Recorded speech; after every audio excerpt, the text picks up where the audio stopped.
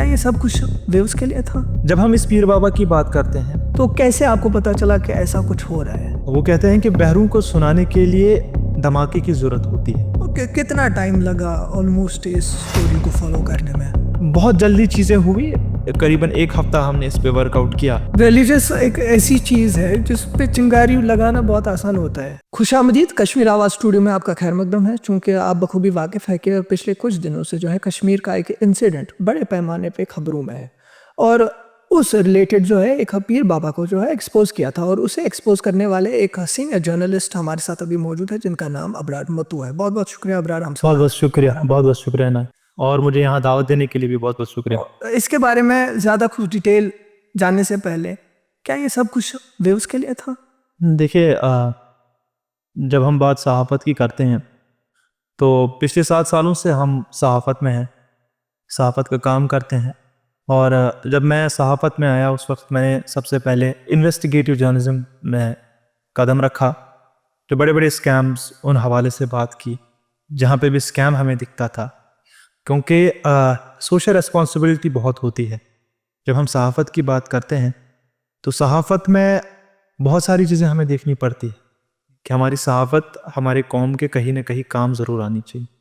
یہی وجہ ہے کہ جب میں نے سوشل میڈیا میں سوئچ کیا، سوشل میڈیا جرنلزم میں سوئچ کیا، اس کے بعد کچھ بڑے معاملات پہ ہمیشہ بات کرتا آیا، جیسے جس میں سرپرست منشیات کی وبا ہے، یعنی کہ ڈرگز جو بڑے پیمانے پہ جموں کشمیر کے اندر ہیں، اس حوالے سے بات کی.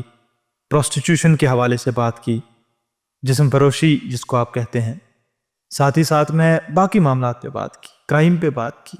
ہمیشہ اپنی آواز اٹھانے کی ہم نے ہمیشہ کوشش کی. جی. اور اس میں مدعا اور مقصد یہی ہے کہ جب ہم بات کریں تو ہماری آواز سے شاید ایوان کے جو دروازے ہیں وہاں تک ہماری آواز پہنچ جائے، شاید لوگوں کے کانوں تک ہماری آواز پہنچ جائے، اور ہمارا جو ماضی ہے اس کو مد نظر رکھتے ہوئے، جو ایک گلوریس پاسٹ ہے اس کو مد نظر رکھتے ہوئے ہمارا جو مستقبل ہے، کہ ہمارا جو فیوچر ہے وہ بہتر سے بہتر بنے. جب ہم اس پیر بابا کی بات کرتے ہیں، جی، جس کو رزاق بب کے نام سے اب جو پورا کشمیر میں مشہور ہوا ہے، اس وقت بڑے پیمانے پہ سب جاننا چاہتے ہیں کہ رزاق بب یہ ساری چیزیں کس طرح سے کرتا تھا.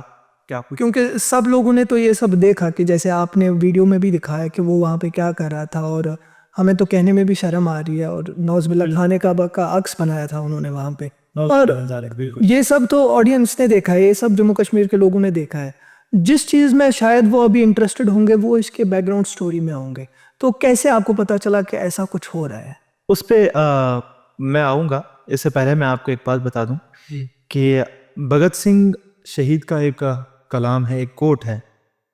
وہ کہتے ہیں کہ بحروں کو سنانے کے لیے دھماکے کی ضرورت ہوتی ہے. جب ہم وہاں گئے، وہاں کے مقامی باشندے، کچھ 2 مقامی باشندے، ذو شعور مقامی باشندے، وہ بڑے تشویش میں تھے کہ اس حوالے سے کوئی بات کرے کہ انہوں نے نعوذ باللہ من ذالک خانہ کعبہ کا ایک جو ریپلیکا بنایا ہے، ساتھ ہی ساتھ میں اس پیر نے جو ہے اس نے مسجد نبی صلی اللہ علیہ وسلم کا بھی ریپلیکا بنایا ہے. اور بہت سارے جو وہاں کے گاؤں والے تھے وہ اس بات سے واقف نہیں تھے، جو واقف تھے وہ آواز اٹھا نہیں پا رہے تھے. وجہ کیا تھی؟ وجہ اس کی یہ تھی کہ اس پیر بابا کے مریدین بہت تھے، اور جس طرح سے آپ جانتے ہیں کہ پیر مریدوں پہ بھروسہ کس طرح سے کیا جاتا ہے، بلائنڈ فیتھ کی جاتی ہے، بلائنڈ یقین کیا جاتا ہے. آپ کو سن کے بڑی حیرانی ہوگی کہ اس کے گھر کے ارد گرد، یا جہاں پہ یہ بیٹھتا تھا گھر کے باہر ایک کمرہ سا بنایا تھا اس نے، اس گھر کے ارد گرد لوگوں نے منتیں باندھی تھی، داغے باندھے تھے، یتھ کشیر پہ دش چھوڑا دش آج تک امس اندین گرز گنم. تو یہ حالات تھی، اور وہاں کے جو مقامی باشندے ہیں وہ آواز اٹھا نہیں پا رہے تھے. بہت سارے یہ کہتے تھے کہ کل کو ہمیں ان کے بچوں کے ساتھ 10 بار ملنا ہے، کل کو ہمیں ان کے رشتہ داروں کے ساتھ 10 بار ملنا ہے، تو ہم کیا آواز اٹھائیں. جب انہوں نے ہمیں بلایا، انہوں نے ہمیں اس حوالے سے، یعنی کہ مقامی باشندے جو وہاں کے تھے، ان کو پتا تھی ہمارا کام کیا ہے، ہم ان ناصروں کے خلاف ہمیشہ بات کرتے ہیں. انہوں نے ہمیں جب بلایا تو ہم اس رزاق باب کے پاس چلے گئے. ہم پہلے اس کے مرید بنے، ہم نے ان سے بات کرنے کی کوشش کی، ان کے فلسفے کو سمجھنے کی کوشش کی. ہم نے سوچا شاید اس میں کہ کوئی فلسفہ ہو سکتا ہے. اور جب ہم ڈیپ گئے تو ہم 2 چیزوں پہ ہم پہنچے. ایک یہ کہ رزاق باب جو ہے یہ ایک مرتد انسان ہے، یعنی کہ یہ دین سے پوری طرح سے فارغ ہو چکا ہے، کسی بھی طرح سے یہ دین کی باؤنڈریز میں نہیں آتا، نہیں رہا۔ ایک وہ چیز ہمیں سمجھ آئی۔ دوسری چیز ہمیں یہ سمجھ آئی کہیں نہ کہیں کچھ لوگ شاید اس کے پیچھے ماسٹر مائنڈ ضرور تھے، شاید کچھ لوگ یہ چاہتے تھے کہ ایکسپلائٹ کر رہے تھے، ایکسپلوئٹ شاید اس کو کر رہے تھے۔ اور تیسری چیز ہمیں یہ سمجھ آئی کہ یہ تھوڑا مینٹلی انساؤنڈ ہمیں لگے، کہیں نہ کہیں اس کا ریزن یہ بھی ہو سکتا ہے کہ پاگل پن کا یہ ایکٹنگ کر رہے ہوں، بیکاز جب آپ پاگل پن کا ایکٹنگ کرتے ہیں تو ایک اکثر تاثر جو میں یوں کہوں گا جو ذہنی طور پہ کمزور لوگ ہوتے ہیں ان کو یہ جاتا ہے شاید چھ پیر گرم، شاید چھ باپ گرم، آپ ڈرامے کرتے ہو، آپ ڈانس کرتے ہو، آپ چیختے ہو، چلاتے ہو۔ یہ جو رزاق باب ہے اس کے بارے میں جب ہم نے بیک گراؤنڈ چیک کیا، کتنا ٹائم لگا آلموسٹ اس سٹوری کو فالو کرنے میں؟ بہت جلدی چیزیں ہوئی، قریباً 1 ہفتہ ہم نے اس پہ ورک آؤٹ کیا۔ 1 ہفتے میں ہی ہم نے یوں سمجھا کہ اس کو ایکسپوز کرنا لازمی ہے۔ ہم نے علماء کرام سے بات کی، ہم نے کشمیر کے جس بھی مکتبہ فکر کے علماء کرام ہے ہم نے سب سے بات کی، اور ان سب کے ساتھ جب ہم نے بات کی تو اتفاق کے ساتھ انہوں نے کہا کہ نہیں جی یہ ایک شرک عظیم کر رہا ہے، اور اس شرک عظیم کو کسی بھی طرح سے ٹالریٹ کرنا جائز نہیں ہے۔ اور چونکہ جب آواز نہیں اٹھ پا رہی تھی، لوگ بات نہیں کر رہے تھے وہاں کے جو مقامی باشندے ہیں، اور جو ہی ہم نے آواز اٹھائی within 2 hours ایڈمنسٹریشن ایکشن میں آئی، لوگ ایکشن میں آئے، چونکہ پورے کشمیر میں آگ لگ گئی کہ کس طرح سے ایک شخص جو ہے وہ خانہ کعبہ کا ریپلیکا بنا سکتا ہے۔ اور جب ہم نے دیکھا کہ یہ کیا چیزیں کر رہا تھا، یہ بہت سارے دعوے کر رہا تھا کہ میں شیخ العالم رحمۃ اللہ علیہ کی طرح ہوں، اور یہ بھی دعویٰ کر رہا تھا کہ مجھے قرآن ایک دن اچانک رات کے 8 بجے آیا، وہ میرے دل میں ورد ہوا۔ یہ بھی کہہ رہا تھا کہ میں قرآن مجید کو 70 طریقوں سے پڑھ سکتا ہوں، مجھے 70 قاری قرآن آتے ہیں جو اس کے وربیٹم میں لفظ دہراتا ہوں، اور جو سمجھ نہیں آ رہے تھے، جو سمجھ نہیں آ رہے تھے، کیونکہ ٹالرنس بہت زیادہ تھی۔ پیر بابا کو وہاں کے ماننے والے بہت تھے۔ ابھی بھی سوشل میڈیا پہ آپ دیکھتے ہیں بڑے پیمانے پہ ویڈیوز وائرل ہو رہی ہے جس میں آپ نے دیکھا ہوگا کہ کس طرح سے جو نقلی کعبہ انہوں نے بنایا تھا اس کے اوپر جب وہ تاج چڑھا رہے ہیں، اس میں کس طرح سے ایک باضابطہ طور پہ ایک فنکشن ہوا۔ جب ہم وہاں پہ بھی گئے، جب ہم ان کے ساتھ بات بھی کر رہے تھے، ہم خود بھی بڑے ڈرے ہوئے تھے، سہمے ہوئے تھے کہ خدا نہ خواستہ اگر ہمارے زبان سے کوئی ایسی بات نکلی۔ حالانکہ آپ کے ویڈیو میں وہ جھلک رہا ہے، کیونکہ جب آپ اس کے ساتھ کنورزیشن میں تھے تو لگ نہیں رہا تھا کہ آپ اس کو ایکسپوز کرنے والے ہو، ایسا لگ رہا ہے کہ آپ کہیں نہ کہیں اس کے سپورٹ میں ہی بات کر رہے ہو۔ وہ اس لیے کیونکہ اس کی دو وجوہات تھی۔ ایک وجہ یہ تھی کہ ہم اس کے باتوں کو جاننا چاہتے تھے، کیونکہ میں نے آپ کو کہا کہ ہم انویسٹیگیٹو جرنلزم سے آتے ہیں، ہمارا بیک گراؤنڈ انویسٹیگیٹو جرنلزم ہے، تو ہم جاننا چاہتے تھے کہ اس کا یہ موڈس آپرینڈی کیا ہے، اور موڈس آپرینڈی ہمیں اگر پتہ ہے تو لوگوں تک کہ وہ کیسے پہنچائے، تو اس سے اس کو کانفیڈنس میں لینا بہت زیادہ ضروری تھا۔ آپ کو سن کے حیرانی ہوگی، یہ خالی جمعرات کو یعنی کہ تھرسڈے کو اور سنڈے کو اس جگہ پہ جاتا تھا، اپنے گھر سے دور اس نے یہ ریپلیکا بنایا تھا، اور ہم نے اس کو اس قدر مجبور کیا کہ نہیں آپ آ جاؤ، ہمیں سمجھاؤ، اس کو کانفیڈنس میں لینا تھا، کیونکہ علماء کرام سے بات ہوئی تھی، انہوں نے کہا تھا کہ اس کو امیجیٹلی ایکسپوز کرنا ضروری ہے، کیونکہ شرک کی کسی طرح سے آپ ٹالریٹ نہیں کر سکتے۔ اگر کہیں پہ شرک عظیم ہو رہا ہے تو علماء کرام سے اس طرح سے میں نام لینا چاہوں گا، حامی صاحب کا، ان کا بھی شکریہ ادا کرنا چاہوں گا، مشتاق احمد ویری صاحب کا شکریہ ادا کرنا چاہوں گا، حافظ عادل صدیقی صاحب کا شکریہ ادا کرنا چاہوں گا، اور ساتھ ہی ساتھ میں مفتی نذیر احمد قاسمی صاحب کا شکریہ ادا کرنا چاہوں گا، مفتی اعظم ناصر الاسلام صاحب کا شکریہ ادا کرنا چاہوں گا۔ یہ سارے علماء کرام جو ہیں اس بات پہ بڑے تشویشناک تھے، تشویش ہو چکے تھے کہ یہ کس طرح سے چل رہا ہے یہاں پہ۔ ان کے ساتھ جب ہم نے بات کی تو انہوں نے کہا کہ فوراً آپ جی اس کو ایکسپوز کریں، فوراً جی آپ اس بات پہ جو ہے آواز اٹھائیں، کیونکہ تب تک گاؤں والے بھی کچھ نہیں کر رہے تھے، پیر صاحب کے مریدین بھی بہت تھے۔ اور جب ہم نے بیک گراؤنڈ چیک کیا پیر صاحب کا، اس سے پہلے قریباً 8-9 مہینے پہلے ان کی ایک ویڈیو بڑے پیمانے پہ وائرل ہوئی تھی جہاں پہ یہ برف میں ننگے چل رہے تھے، برہنہ چل رہے تھے۔ اس کے بعد لوگوں نے کہا کہ شاید کوئی چمتکاری بابا ہے، یہ چمتکار رکھنے والے ہیں، اور ان کے گھر پہ رش لگنے لگا، لوگوں کا آنا جانا لگا، اور ساتھ ہی ساتھ میں جو جہاں پہ جاتے تھے وہاں پہ یعنی کہ جو جگہ انہوں نے بنائی تھی اپنے گھر سے تھوڑی دور ان کی اپنی ذاتی زمین تھی, اس زمین میں انہوں نے یہ جگہ بنائی ہے.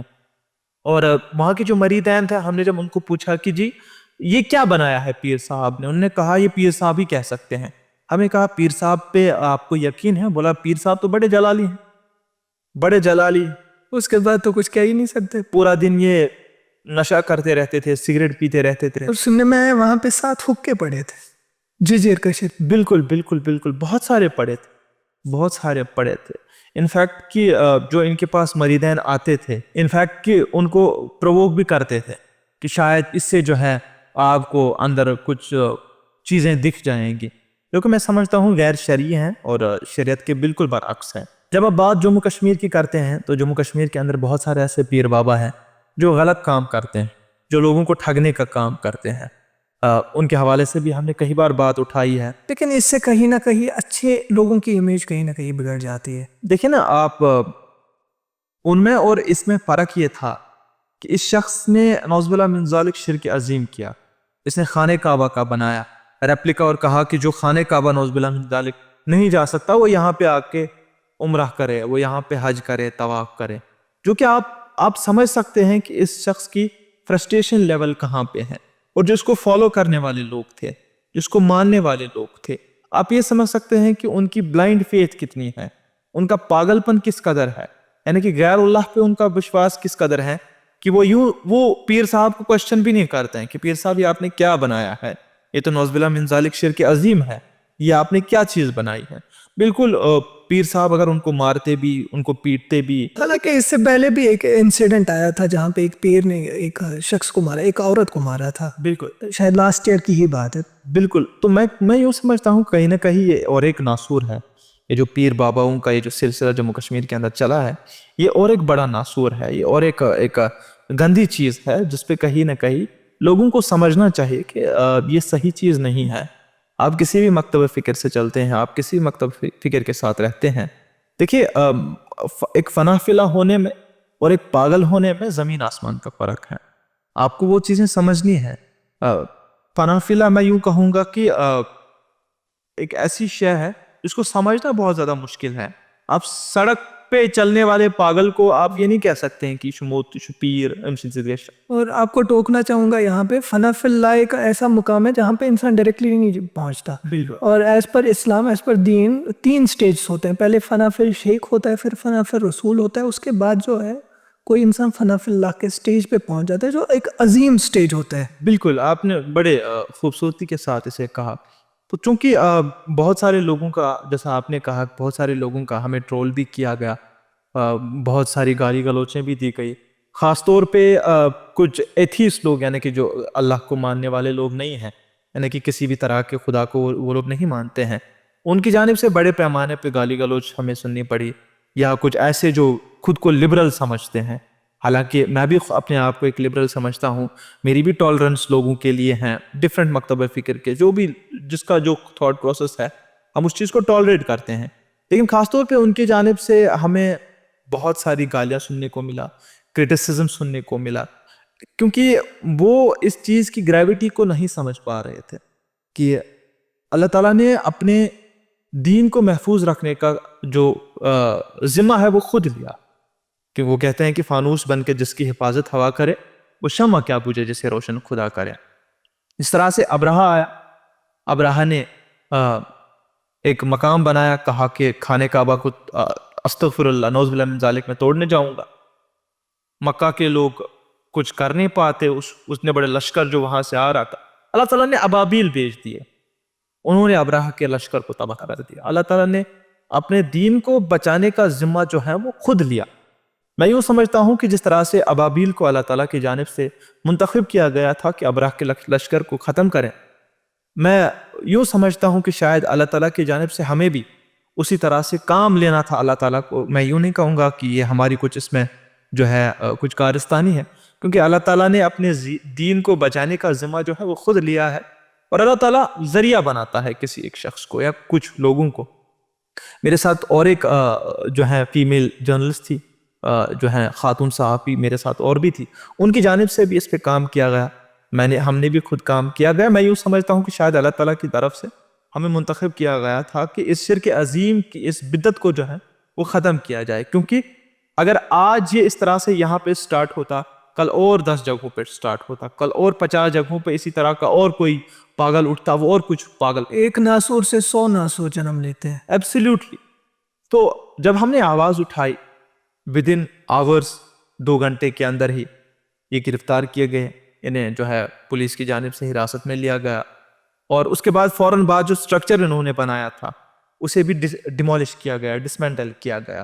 ہم نے جب بات کی، ہم نے جب آواز اٹھائی، کوئی ایک شخص اٹھا جس میں دلیری اتنی تھی کہ وہ اٹھا کہ جی نہیں، اگر جان پہ بھی آپ پہنچتی ہے لیکن ہم آواز اٹھائیں گے، چیزوں کے خلاف بات کریں گے، کیونکہ لازمی ہے.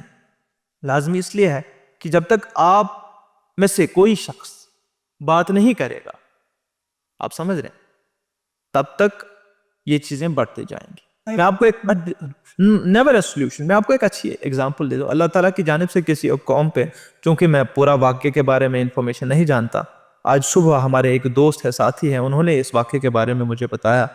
وہ کال کر کے بڑے شاباشی دے رہے تھے، بہت سارے لوگوں نے کال بھی کیا. حالانکہ میں پوچھنے والا تھا کہ ریئیکشن پبلک کا تو سوشل میڈیا پہ تو ہم نے دیکھا ہی، لیکن پرسنل لیول پہ آپ نے کیا ایکسپیرینس؟ پرسنل لیول پہ جتنے بھی، میں آپ کو یوں کہوں کہ میرے جو استاد رہے ہیں، جنہوں نے مجھے صحافت پڑھائی ہے، جنہوں نے مجھے 4 سال صحافت کے کورس میں پڑھایا ہے، جو ہمارے ایچ او ڈی رہے، بڑی خوشی ہوئی. آج صبح ان کا کال آیا مجھے، آج صبح ان کا میسج آیا، انفیکٹ پہلے میسج آیا. میسج میں انہوں نے بڑی تعریفیں کی، بولا کہ keep doing the good work. اور میرے لیے وہ ایک بہت بڑی اچیومنٹ تھی کہ آپ کا استاد آپ کو کہہ رہا ہے کہ کام کو سراہتا ہے کہ آپ keep doing the good work, یہ بہت اچھا کام آپ نے کیا. ایڈمنسٹریشن میں کچھ بڑے لوگ تھے، ان کی جانب سے بھی کالز آئی، کہا کہ آپ نے جو کام کیا ہے یہ جہاد کے برابر ہے، اس لیے کہ ایک شرک عظیم کے گڑھ کو آپ نے جو ہے ختم کیا ہے. ہم نے اپنی آواز اٹھائی، اور میں نے آپ کو کہا کہ اللہ تعالیٰ کی جانب سے شاید ہم اس حوالے سے منتخب کیے گئے تھے کہ ہم آواز اٹھائیں، ہم بات کریں، اور تاکہ یہ شرک کا گڑھ جو ہے یہ ختم ہو جائے. وہیں پہ بہت سارے لوگوں کا، جو میں نے کہا کہ جس طرح سے کچھ ایتھیس یا ایگنوسٹک تھاٹ پروسیس کے لوگ ہیں، یا جو اپنے آپ کو لبرل کہتے ہیں، حالانکہ اچھی بات ہے آپ لبرل رہیں، لیکن یہ ایک دینی معاملہ ہے. یہ ایک دینی معاملے میں اگر آپ اپنی وہ تھاٹ پروسیس کو نہ گھسائیں، آپ freedom of expression, freedom of speech کو نہ گھسائیں. ایک دینی معاملہ ہے. اگر آپ کو فریڈم آف اسپیچ چاہیے تو آپ فریڈم آف اسپیچ دوسرے معاملات میں لے لیجیے. آپ freedom of speech does not mean the freedom to hurt somebody's sentiment. It does not mean it کہ آپ کے فریڈم آف اسپیچ ہیں. اس طرح سے سویڈن کے اندر آپ نے دیکھا کہ حال ہی میں سلمان مومکا کو جو ہے اس کو اپنے انجام تک پہنچایا گیا، جس طرح سے انہوں نے قرآن شریف کی جو ہے بے حرمتی کی تھی، توہین کی تھی، انہیں اپنے انجام تک پہنچایا گیا. اور ریلیجس ایک ایسی چیز ہے جس پہ چنگاری لگانا بہت آسان ہوتا ہے، اس پہ تو بہت سی بڑی بڑی باتیں بھی ہوتی ہیں. تو یہاں پہ آپ سے جاننا چاہوں گا، چونکہ اگر ہم اس پرٹیکولر انسیڈنٹ کی بات کریں، ایز اے صحافی اور ایز اے سوشل ایکٹیوسٹ، آپ کیسے اس چیز سے ڈیل کر پاتے؟ کیونکہ آئے دن جو ہے ہم یہ دیکھتے ہیں کہ ایک صحافی پہ انگلیاں اٹھتی ہے، اور چونکہ یہ ٹرینڈ چلا ہے، چاہے بلاگرس ہو، چاہے کنٹینٹ کریٹرس ہو، چاہے سوشل میڈیا یوزرس ہو، کوئی بھی ہو، سارے لوگ جو ہیں ان کو کہیں نہ کہیں جرنلسٹ ہی مانتے ہیں. تو اگر آپ پرسنلی اس چیز کو کیسے پرسیو کرتے ہو؟ دیکھیں، ایک صحافی جو ہوتا ہے، صحافی اپنی آواز سے کام لیتا ہے، اپنی آواز اٹھاتا ہے، اپنا قلم اٹھاتا ہے. اور اللہ کے نبی صلی اللہ علیہ وسلم کا ایک فرمان ہے کہ میں انگلش میں کہوں گا، انہوں نے کہا کہ the ink of a scholar is holier than the blood of a martyr. یعنی کہ ایک عالم جو ہے، ایک عالم کی جو قلم کی جو میل ہے وہ زیادہ مقدس ہے ایک شہید کے خون سے.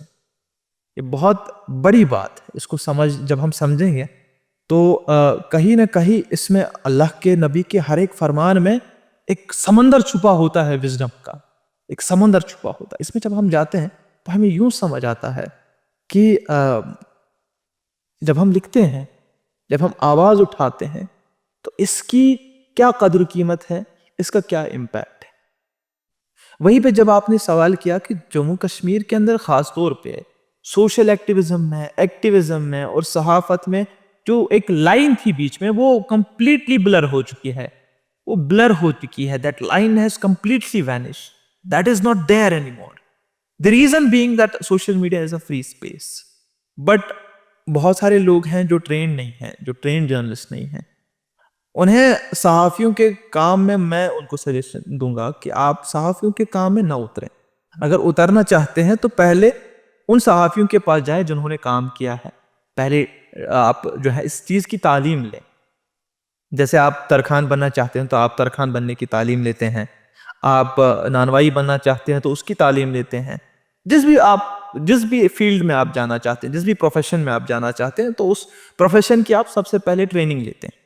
تو ان سے میں یہی سجیسٹ کروں گا کہ آپ جو ہیں پہلے ٹریننگ لیں. جب یہ معاملہ ہوا, جب یہ اس طرح کی چیز سے ہم واقف ہوئے, تو سب سے پہلے ہمیں یہ چیز مد نظر رکھنی تھی کہ کہیں نہ کہیں خدا نہ خواستہ اس حوالے سے ایک لا اینڈ آرڈر سچویشن نہ ہو, کہیں زندگیاں نہ چلے جائیں. تو اس کو مد نظر رکھتے ہوئے ہم نے جو ہے وہاں کی جو مقامی پولیس ہے انہیں انفارم کیا, ایڈمنسٹریشن کو انفارم کیا, ساتھ ہی ساتھ میں علماء کرام کو بھی انفارم کیا کہ جی ہم یہ کام کرنے والے ہیں, ہمیں یہ ساری انفارمیشن پتہ ہے. تو سب سے پہلے ہم نے وہ چیز کی تاکہ جتنے بھی اسٹیک ہولڈرز ہیں وہ اویئر رہے کہ یہاں پہ یہ کام چل رہا ہے, تاکہ وہ اس چیز کو جو ہے وقتی طور پہ وہ اس فائر فائٹ کریں, وہ ڈیمیج کنٹرول کر پائیں. خدا نہ خواستہ حالات بھی بگڑ سکتے تھے. دوسری چیز جو مد نظر ہمیں رکھنی پڑی وہ یہ ہے کہ جب ہم S P J code of conduct کی بات کرتے ہیں, سب سے پہلا جو پرنسپل ہے وہ یہ ہے کہ safety comes the first, no story is worth your safety. اس کو مد نظر رکھتے ہوئے ہم جب وہاں پہ گئے ہمیں اپنی سیفٹی کا بھی خیال رکھنا تھا, کیونکہ ہمیں یوں لگا کہ ان کے جو فالوورس ہیں وہ کہیں نہ کہیں اندھ وقت ہے.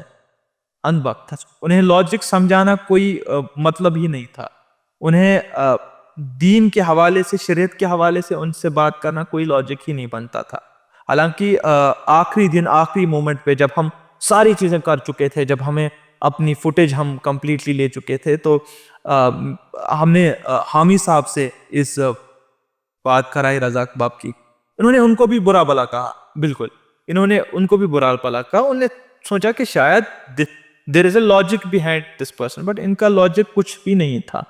لاجک ایک سمپل چیز تھی, وہ یہ تھی کہ اپنے آپ کی پوجا کرانا, اپنے آپ کی پوجا کرانا. مجھے بڑا افسوس ہوتا ہے اس بات کو کہتے ہوئے کہ بہت سارے لوگ دین کا استحصال کرتے ہیں, اسلام کا استحصال کرتے ہیں, اپنے آپ کو نعوذ باللہ من ذالک خدا کے جیسے بنانے کے لیے. وہ انہیں پیسہ چاہیے ہوتا ہے, وہ اپنے جب ان کے سامنے لوگ سجدہ کرتے ہیں تو انہیں اچھا لگتا ہے. تو اس طرح کی چیزیں, اور آپ دیکھتے ہیں کہ ایسی ہو رہی ہے, لیکن وہ دین کا استحصال کرتے ہیں. اور افسوس ان لوگوں کا ہے جو عقل سے, سوچ سے کام نہیں لیتے, بلکہ وہ ان کے پاس چلے جاتے ہیں, یہی سے چلے جاتے ہیں جی اس طرح کا جو ہے آپ ہمارے زخموں کا مداوع کریں, ہمارے معاملات کا مداوع کریں. چونکہ بینگ اے جرنلسٹ آپ سے جاننا چاہوں گا, چونکہ آپ نے پہلے بھی بولا ہے کہ ایسے بہت سی چیزیں ہیں جن پہ آپ آلریڈی کام کر چکے ہیں, تو ایکسپیرئنس تو کہیں نہ کہیں اتنی ہو گئی ہوگی کہ ایک نظریہ آپ کا بن چکا ہوگا. تو آپ کو پرسنلی کیا لگتا ہے کہ کشمیر وادی میں چاہے ڈرگس کی بات کریں, چاہے پروسٹیٹیوشن کی بات کریں, یا ایسے اسکیمس کی بات کریں, ڈونگی بابا آئے دن ہم دیکھتے رہتے ہیں, کیا وجہ ہو سکتی ہے کہ کشمیر میں ایسے جیسے جو برے انسیڈنٹس ہیں وہ پیش آ رہے ہیں؟ اس کے پیچھے کئی ساری وجوہات ہیں. سب سے پہلے جو اقتصادی زندگی یعنی کہ اکنامیکل کنڈیشنز جو ہیں وہ لوگوں کی وہ خراب ہو چکی ہے, وہ بڑے پیمانے پہ ختم ہو چکی ہیں, جس کی وجہ سے لوگوں میں دو چیزیں آ چکی ہیں. ایک تو ڈیسپریشن ہے, یعنی کہ وہ چاہتے ہیں کہ جلدی سے کچھ کریں, شارٹ کٹس کرنا چاہتے ہیں. ایک تو ڈیسپریشن آ چکے ہیں, دوسری طرف سے ڈپریشن آ چکا ہے. مینٹل ڈیزیز جو ہے, مینٹل ہیلتھ کرائسس جو ہے وہ جموں کشمیر کے اندر بڑے پیمانے پہ بڑھ چکی ہے, رائز ہو چکی ہے. اور I think that Jammu Kashmir is prone vulnerable to extreme mental health issues. آپ یہ یوں کہیں کہ اسکیزوفرینیا جیسے, یا سلیکٹیو میوٹزم جیسے, یا بہت ساری چیزیں, یا ڈپریشن.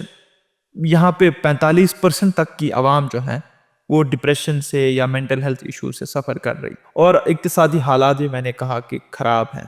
جس کی وجہ سے لوگ زیادہ تر شارٹ کٹس کی طرف جاتے ہیں. کیپٹلزم فارمیٹ کی جب ہم بات کرتے ہیں تو کیپٹلزم فارمیٹ چونکہ ہمارے ملک میں ہم نے اب اپنایا ہے, اس کیپٹلزم فارمیٹ میں ایک بڑی پرابلم ہے, وہ یہ ہے کہ ایک سلیکٹیو گروپ جو ہے لوگوں کا وہ بہت امیر سے امیر بنتا جاتا ہے, اور ایک جو بڑی تعداد ہے, اکثریت جو ہے وہ غریب سے غریب ہوتی جاتی ہے. حالانکہ آپ کو لگتا ہوگا کہ آپ کی جو اقتصادی زندگی ہے یہ اوپر جا رہی ہے, رائٹ, بٹ آپ دیکھیں کہ حالات کیا ہے. لوگ پچھلے 5 سال سے جب ہم چیزوں کے دام یعنی کہ انفلیشن, مہنگائی پہ غور کرتے ہیں تو وہ ہائی سے ہائی ہوتے گئے, لیکن جب ہم انکم کی بات کرتے ہیں تو انکم جو پر کیپٹا انکم ہے وہ سٹیبل رہی ہے, وہ ایک لائن میں چلی ہے, جس کی وجہ سے لوگ ڈیسپریٹ ہیں.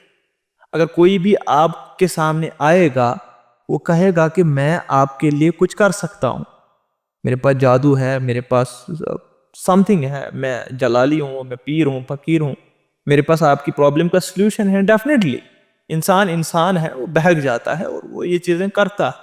اسی چیز کا جو فائدہ ہے خاص طور پہ 2 گروپ کے لوگ جو ہے وہ اٹھاتے ہیں. پہلا گروپ اس میں ہے سکیمرز. یہ سکیمرز جو ہیں اس چیز کا بڑے پیمانے پہ فائدہ اٹھا رہے ہیں. اور دوسرا گروپ جو ہے وہ دوسرا گروپ ہے ان فیتھ ہیلرز کا, یعنی جنہیں ہم پیر, فقیر, بابا, ڈونگی وغیرہ چیزیں بولتے ہیں. یہ دوسرا گروپ ہے.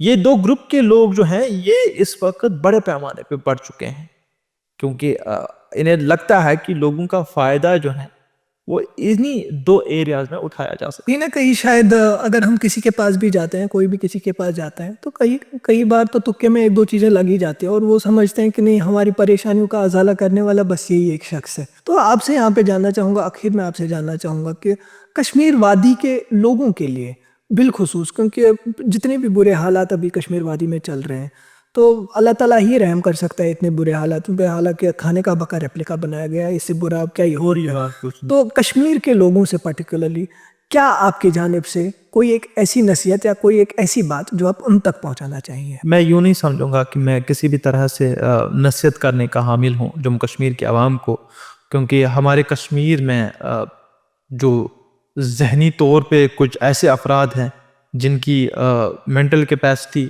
جن کی انڈرسٹینڈنگ چیزوں کی وہ بہت زیادہ ہے, تو اس حساب سے تو میں کچھ نصیحت نہیں کر سکتا ہے.